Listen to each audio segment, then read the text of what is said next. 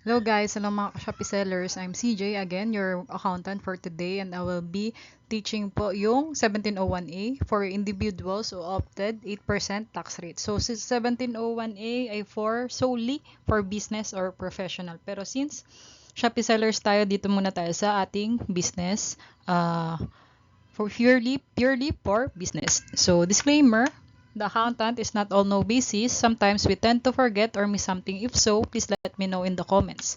This video was created March 8, 2025. Any regulation after this date may affect the computation or filing. This discussion is for 1701A for individuals who opted 8% tax rate.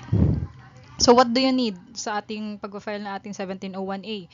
So 2307 from suppliers, sample natin is sa Shopee or na ilalagay natin sa ating South Annual. So EBR forms offline, V7.9.4.2. Yun yung latest natin. So Alpha List Data Entry, ang latest version natin is 7.4. So third quarter, 1701Q, kailangan natin siya for our referencing. Then sales for the whole year 2024. So 2307 from suppliers. So sample natin na siya Shopee. So saan tayo kukuha? Sa ating Shopee Seller Center, sa My Finance at sa My Income. So ito siya. Ito, ayan yung kukunin natin. So, paano siya? Ito siya, yung ating pang fourth quarter lang, okay? October uh, to December. So, kung hindi nyo pa nakuha yung 2307 nyo or hindi nyo pa nalagay sa South yung 2307 nyo for the previous quarters, pwede pa rin siya as long as nasa for the year na siya. So, ayan, 2024, kaya Shopee siya galing. Sample natin is 70,000. Tapos, ito yung 702. So, note lang natin na si Shopee may or may not change this 2307 file since yung bago nating ATC is hindi na WI 760 kundi WI 820 na siya. So, watch out lang tayo kung mag-upload ng bago si Shopee or hindi. So, applications to download, EBRR forms offline, sorry. Go to brr.gov.ph, then click e-services. Click natin yung Electronic Bureau of Internal Revenue Forms or ito. Yan, EBIR forms. Tapos i-click natin. Ang electronic. Yan, itong kulay blue. And then click natin yung hyperlink na here. Kasi mapupunta tayo dito sa ating form. Ayan, i-click nyo yan ng kulay blue. Tapos magdediretso download na siya. Open the downloaded file and follow the instruction to install. So, another is yung AlphaList data entry validation natin. Version 7.4 na dapat tayo. So, go to bir.gov, click others, then downloadable. Go to AlphaList data entry. Ito yung mga downloadables natin, no? So, ito ang kailangan natin. Ayan. Then, click the hyperlink, AlphaList data entry, and yun, download the zip file. So, alin siya? Ito ang i-download natin, yung 7.4. So, open the file, follow the instruction to install, then yun. Magiging ganito siya. So, dito muna tayo sa South Annual. Ang kailangan natin dyan ay yung new version ng AlphaList, which is AlphaList Data Entry 7.4 and validation. So, kung gusto nyo makita yan and kailangan nyo din yan sa pagpa-file, scan nyo lang to or pumalik kayo sa previews. Kahapon ko lang siya in-upload. So, hanapin natin yung third quarter natin. Ito ay ang ating third quarter. So, ayan. Ito yung third quarter cumulative natin.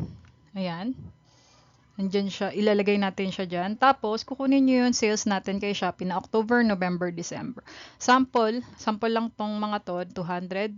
Yun yung ating fourth quarter. So, third cumulative plus ang ating sales ng fourth quarter, which is October, November, December, is equals to ito yung fourth quarter, is equals to the total sales for the year or yung 12 months na natin. So, ayan na yung 12 months natin na sample. So, take note, if upon correct computation nyo, hindi tama yung third quarter sa books, pwede nyo pa siyang i-correct with the annual. So, kung ano yung talagang sales nyo for the yearly or 2024, yun ilalagay nyo. Pero ito, simple ano lang to, simple computation. Pero kung ano yung sales talaga na nagawa natin, yun talaga yung nalagay natin dyan. For the annual. Ibig sabihin ng annual is yearly. Okay? So, computation tayo. So, ayan. So, ito yung third quarter natin na 1701Q. Then, ito yung ngayong kanina na fourth quarter natin na sales. Meron na tayong sales for the year na 2 million. Ayan. Then, ito third quarter pa rin tayo. Payment natin from previous quarter is yung nalagay natin dito at yung payment natin last quarter. Kung wala kayo niyan, okay lang yan na 0. Kung wala yan, edi magiging 0 yan kung wala na yan. Tapos, previous tax of quarter. So, ito yan. Itong dalawang to. Pagpa-plus nyo. So, 47,666 plus 25,228 is 68,000. So, pagpa-plus nyo lang, ayan, yan mangyayari dyan.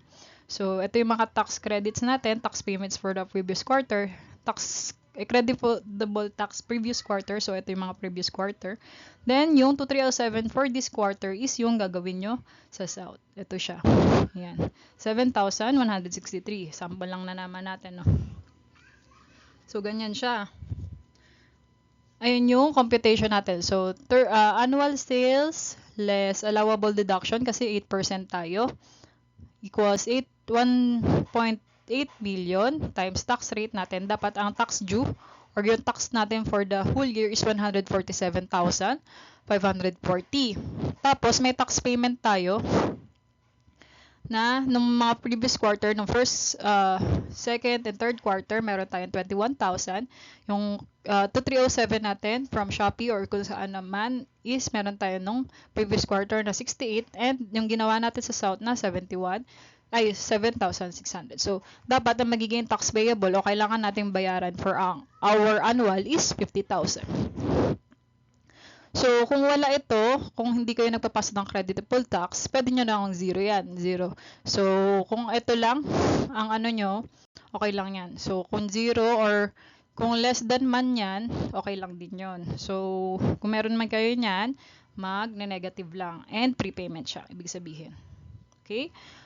So, ganun lang yung computation natin. So, paano natin yan ilalagay natin sa ating EBR form 7.9.4.2.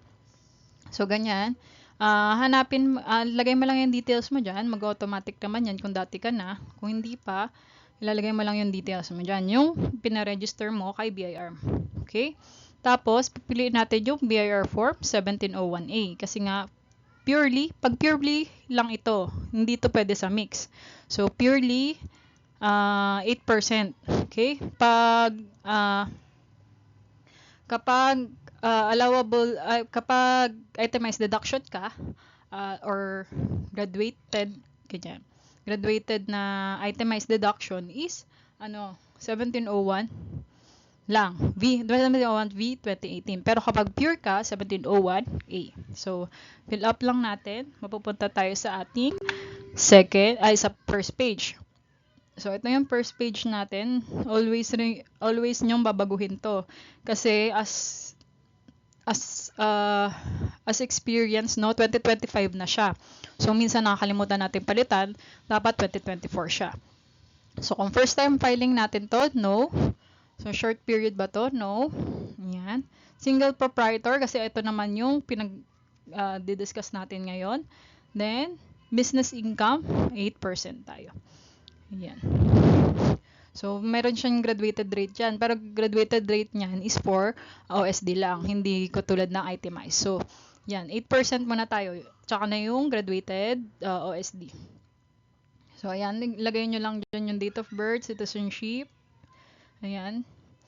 Then, punta na tayo sa ating second page.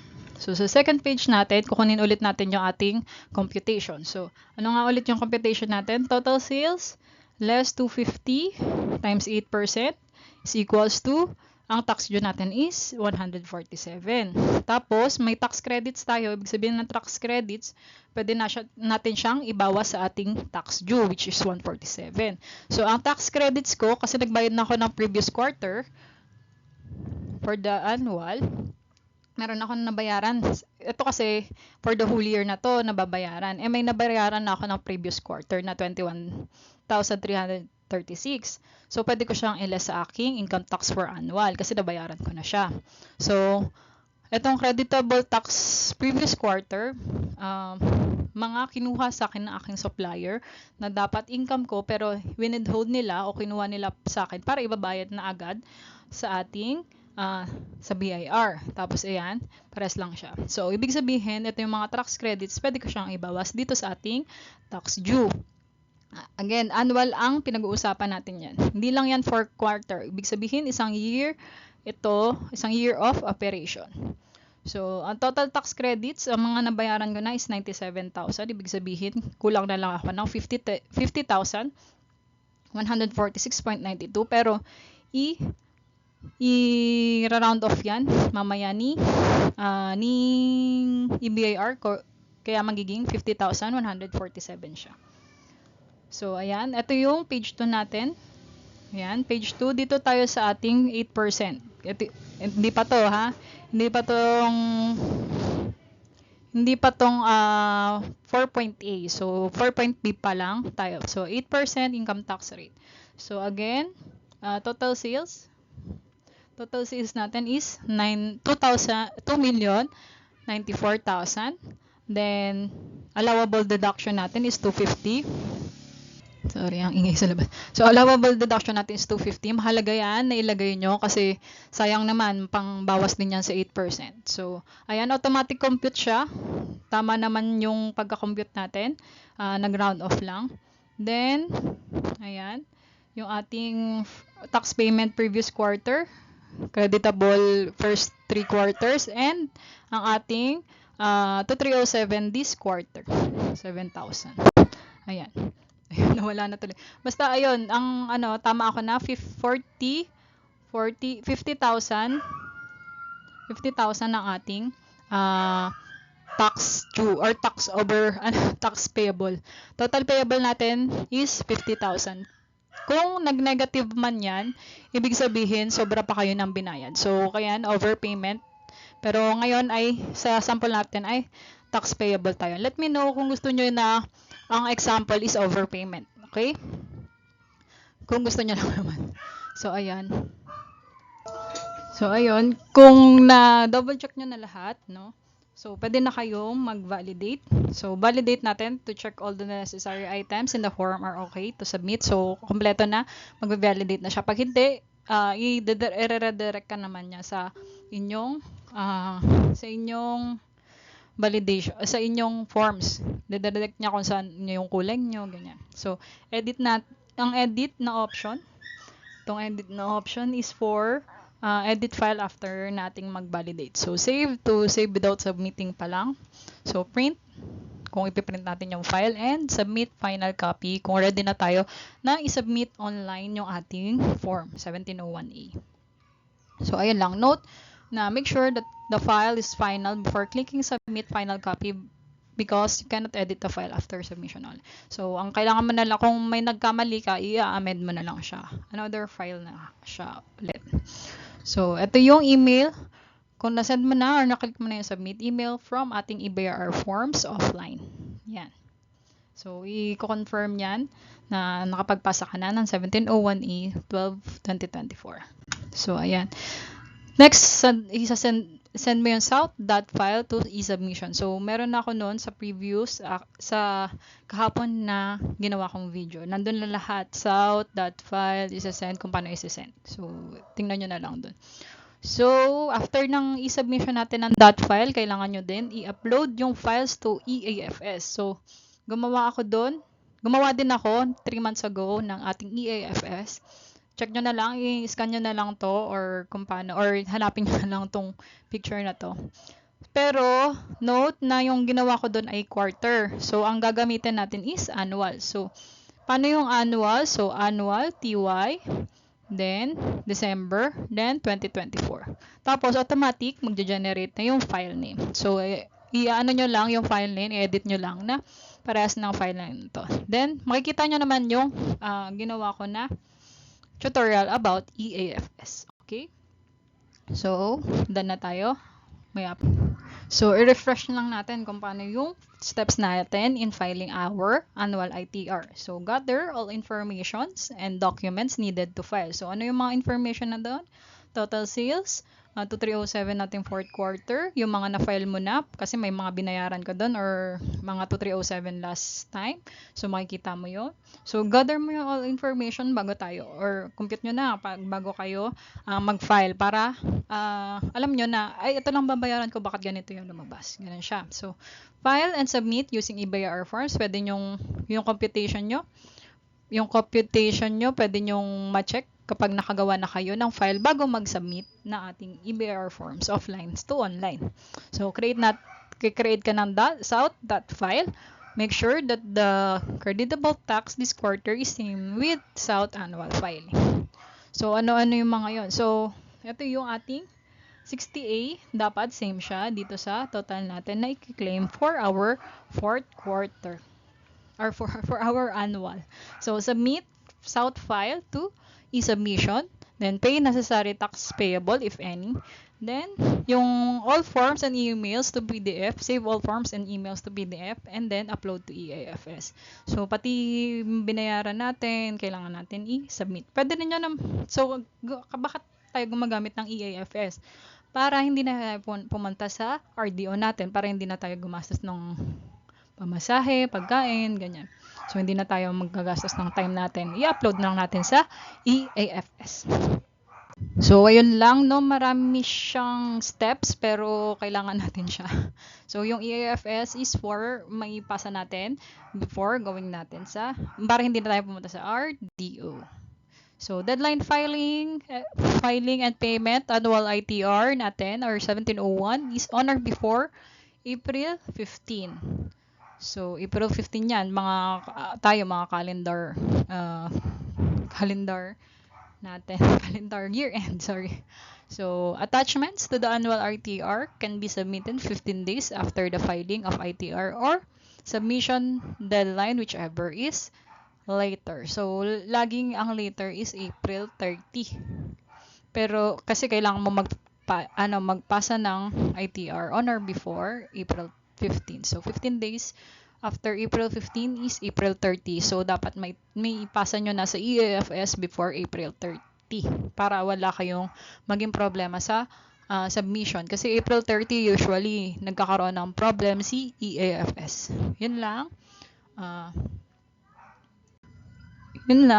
Thank you for watching. If you found this video valuable, please consider subscribing and turning on notification for more insightful contents. Your support is greatly appreciated and I look forward to seeing you in the next video. Our YouTube channel is Out+F Travel. Thank you and God bless. See you soon. Thank you.